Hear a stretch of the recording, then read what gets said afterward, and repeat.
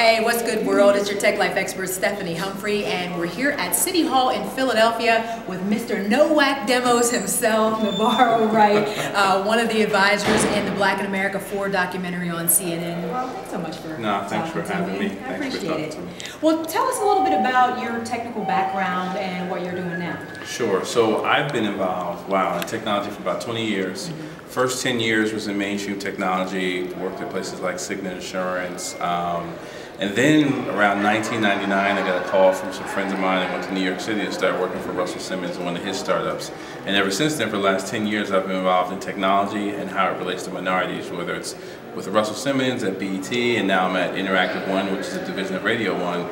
So I've really been focused on how do you connect minorities with technology to enable them. Okay, fantastic. And how did you come to be involved with the Black in America project? So Angela Benton, who is the founder of the New Me Accelerator, has been a friend of mine for about 4 years. She actually covered me when I launched Global Grind, my second startup with Russell, back in 2007. So we've stayed friends since. I started writing for her column about blacks and technology. So she called me with this idea. She said, you know what, I think I'm going to start an accelerator. I'd like you to be an advisor. I said, absolutely. I went to my company, Interactive One, and they immediately agreed to be a sponsor. They felt it was good for us to be involved in helping African Americans get developed in their technology world.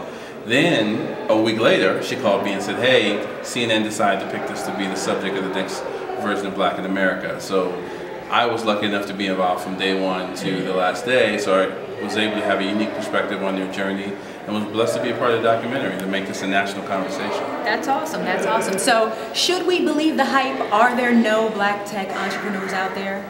You know, there are technology entrepreneurs. In terms of Silicon Valley, that number is really low. I mean, there was statistics that showed that less than 1% of all technology startups are founded by African Americans. So we have a long way to go. There's definitely, if you saw by the documentary, there are people in the world who are passionate about technology and want to make that their business in life. But we need more, right? We're not engaged in the pipeline from an engineering perspective.